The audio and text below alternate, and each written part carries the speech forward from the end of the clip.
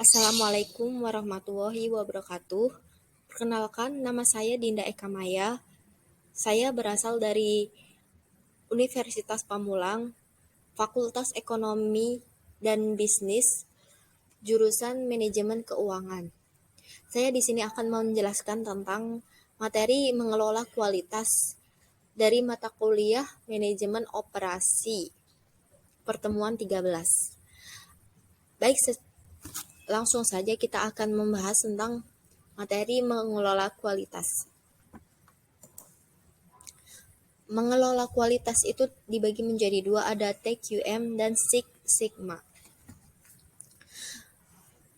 Manajemen kualitas itu adalah sebagai semua aktivitas dan dari fungsi manajemen secara keseluruhan yang menentukan kebijaksanaan kualitas. Tujuan dan tanggung jawab manajemen kualitas itu adalah mengimplementasikannya melalui alat-alat seperti perencanaan kualitas, pengadilan kualitas, jaminan kualitas, serta peningkatan kualitas.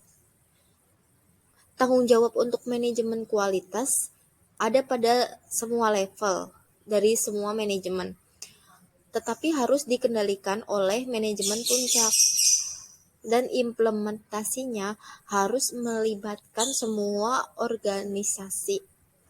Dari definisi di atas tentang manajemen kualitas di atas itu, ISO 8402 juga mengemukakan beberapa definisi tentang perencanaan kualitas. Itu ada perencanaan kualitas, ada pengendalian kualitas, ada jaminan kualitas, ada peningkatan kualitas.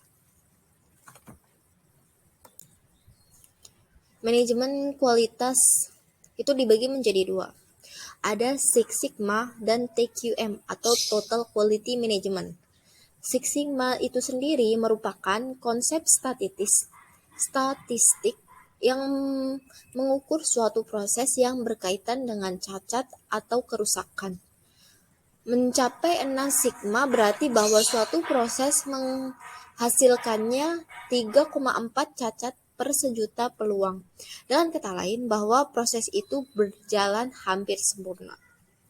Yang kedua, itu Total Quality Management. Itu merupakan suatu pendekatan yang berorientasi pada pelanggan dengan memperkenalkan perubahan manajemen serta sistematik dan perbaikan terus-menerus terhadap proses, produk, dan pelayanan suatu organisasi. Kita akan lebih jauh mengetahui tentang Six Sigma. Filosofi Six Sigma itu ada 6. Yang pertama, fokus yang sungguh-sungguh kepada pelanggan. Itu didukung oleh sikap yang mengutamakan hubungan kebutuhan para pelanggan, juga sistem dan strategi yang berfungsi untuk mengikatkan bisnis kepada suara pelanggan. Yang kedua, manajemen yang digerakkan oleh data dan fakta.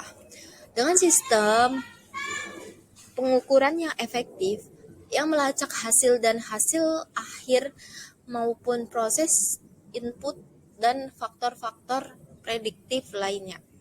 Yang ketiga, fokus proses manajemen dan perbaikan. Sebagai sebuah mesin untuk pertumbuhan dan sukses, proses-proses dalam Six Sigma didokumentasikan atau dikomunikasikan, diukur, dan diperbaiki pada basis terus-menerus. Proses-proses tersebut juga dirancang atau dirancang ulang secara berkala untuk tetap berada pada kebutuhan saat ini dari pelanggan dan bisnis. Yang keempat, manajemen proaktif. Meliputi kebiasaan dan praktik-praktik yang mengantisipasi masalah dan perubahan-perubahan, menerapkan fakta dan data, dan asumsi-asumsi pertanyaan mengenai tujuan dan bagaimana kami melakukan sesuatu. Yang kelima, kolaborasi tanpa batas. Koperasi khusus antara kelompok-kelompok internal dan dengan para pelanggan, pemasok, dan mitra rantai persediaan. Yang keenam, dorongan untuk sempurna. Tetapi toleransi terhadap kegagalan, hal ini memberikan kebebasan kepada orang-orang di dalam Sigma untuk menguji pendekatan baru, bahkan sementara mengelola resiko dan belajar dari kesalahan. Dengan demikian mencapai peluang kinerja dan kepuasan pelanggan. Yang selanjutnya itu metodologi Six Sigma. Ada define. Define itu merupakan langkah operasional pertama dalam program peningkatan kualitas Six Sigma, yaitu mendefinisikan tindakan-tindakan atau action plan yang harus dilakukan untuk melaksanakan peningkatan dari setiap tahap proses bisnis itu sendiri. Yang kedua, measure. Measure merupakan langkah operasional kedua dalam program peningkatan kualitas Six Sigma. Terdapat 3 hal pokok yang harus dilakukan dalam tahap measure, yaitu memilih, mengembangkan, dan mengukur kinerja. Yang ketiga, analyze, merupakan langkah operasional ketiga dalam program peningkatan kualitas Six Sigma.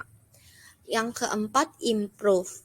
Dalam hal ini bertujuan untuk mengembangkan implementasikan perbaikan untuk menurunkan DPMO dan meningkatkan Six Sigma. Yang terakhir, control. Itu merupakan tahap operasional terakhir dalam proyek peningkatan kualitas Six Sigma.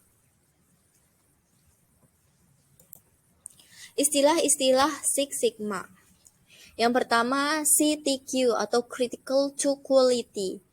Atribut-atribut yang sangat penting untuk diperhatikan karena berkaitan langsung dengan kebutuhan dan kepuasan pelanggan. Yang kedua, variasi atau variation. Variasi merupakan apa yang pelanggan lihat dan rasakan dalam proses transaksi antara pemasok dan pelanggan tersebut. Yang ketiga, cacat atau defect. Cacat atau defect adalah kegagalan suatu proses untuk memberikan apa yang diinginkan oleh pelanggan dengan ukuran sesuai dengan spesifikasinya. Yang keempat, DPMO atau Defects per Million Opportunities. Ukuran kegagalan dalam Six Sigma yang menunjukkan kegagalan per sejuta kesempatan. Target dari quality Six Sigma lah 3,4 DPMO. Harusnya diinterpretasikan sebagai 3,4 unit output yang cacat dari sejuta unit output yang diproduksi. Tetapi diinterpretasikan sebagai berikut: dalam unit satu produk yang gagal, terdapat rata-rata kesempatan untuk gagal dari suatu karakteristik critical to quality adalah hanya 3,4 dari bagian 1 juta kesempatan.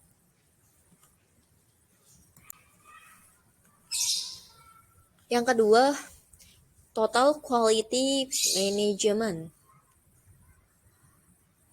Untuk pengertian total quality management itu adalah suatu pendekatan yang berorientasi pada pelanggan dengan memperkenalkan perubahan manajemen secara sistematik dan perbaikan terus-menerus terhadap proses. Kunci utama dalam pelaksanaan total quality management yaitu 1. Continuous improvement atau perbaikan terus-menerus. Kedua, keterlibatan seluruh anggota dalam organisasi. Yang ketiga, kepuasan pelanggan atau usaha untuk memenuhi atau bahkan ekspektasi dari pelanggan. Karakteristik TQM. Yang pertama, fokus pada pelanggan. Dalam TQM, baik pelanggan internal maupun eksternal, merupakan driver.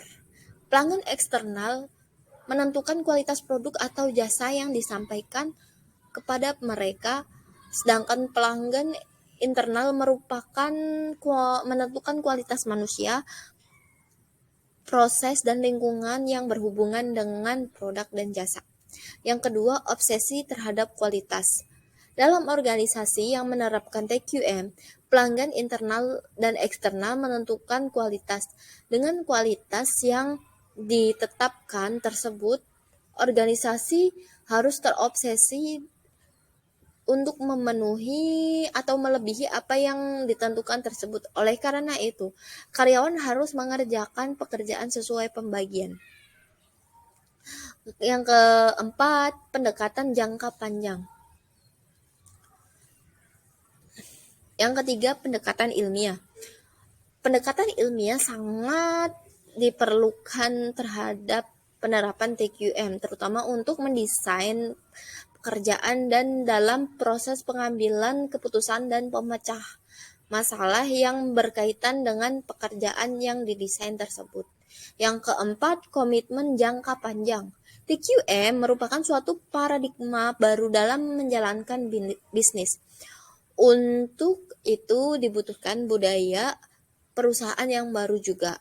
Oleh karena itu, komitmen jangka panjang sangat penting guna mengadakan perubahan budaya agar penerapan TQM dapat berjalan dengan sukses. Yang kelima, teamwork atau kerjasama tim. Perusahaan yang menerapkan TQM harus membangun kerjasama tim yang baik. Yang keenam, perbaikan sistem secara berkesinambungan. Setiap produk dan jasa yang dihasilkan dengan memanfaatkan proses-proses tertentu di dalam suatu sistem atau lingkungan kerja. Yang ketujuh, pendidikan dan pelatihan. Pendidikan dan pelatihan bagi perusahaan yang menerapkan TQM adalah faktor yang sangat fundamental. Yang kedelapan, kebebasan yang terkendali. Dalam TQM, keterlibatan dan pemberdayaan karyawan dalam pengambilan keputusan dan pemecahan masalah merupakan unsur yang sangat penting. Yang ke-9, kesatuan tujuan. Agar TQM dapat diterapkan dengan baik, maka perusahaan harus memiliki kesatuan tujuan. Dengan demikian, setiap usaha dapat diarahkan pada tujuan yang sama.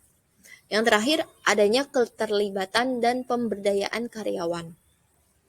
Ada dua manfaat yang bisa diambil dengan adanya keterlibatan dan pemberdayaan karyawan. Yang pertama, hal ini dimungkinkan untuk mendapatkan keputusan yang baik, rencana yang lebih baik, atau perbaikan yang lebih efektif pula. Kedua, keterlibatan karyawan juga meningkatkan rasa memiliki dan tanggung jawab atas keputusan. Dengan melibatkan orang-orang harus melaksanakannya. Metode TQM atau metode Total Quality Management itu ada 4: plan, do, check, action. Yang pertama, plan.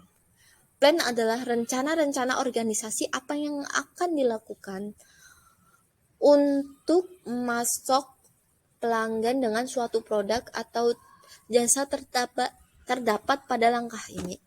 Do pada langkah ini, organisasi melakukan apa yang direncanakan pada tahapan pertama serta mengembangkan dan menguji beberapa solusi potensial.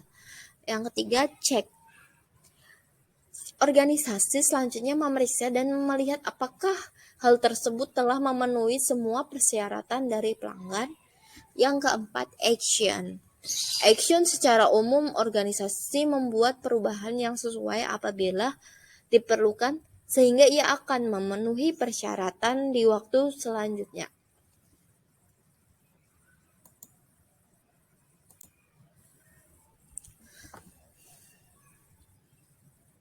Siklus PDCA atau plan, do,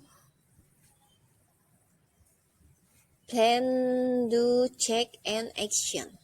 Siklus PDCA adalah membantu penerapan Kaizen atau proses perbaikan terus-menerus. Ketika siklus PDCA ini diulangi kembali, ia akan membuka kemungkinan untuk menemukan area baru yang perlu ditingkatkan. Yang kedua, mengidentifikasi solusi-solusi untuk meningkatkan proses berulang secara signifikan. Yang ketiga, membuka cakrawala yang lebih luas. Itu solusi masalah yang ada, mengujinya dan meningkatkan hasilnya dalam proses yang terkontrol sebelum diimplementasikan secara luas. Yang keempat, menghindari pemborosan sumber daya secara luas. Demikian penjelasan dari saya. Apabila ada kata-kata yang kurang berkenan atau materi yang kurang jelas, mohon bisa dimanfaatkan. Assalamualaikum warahmatullahi wabarakatuh.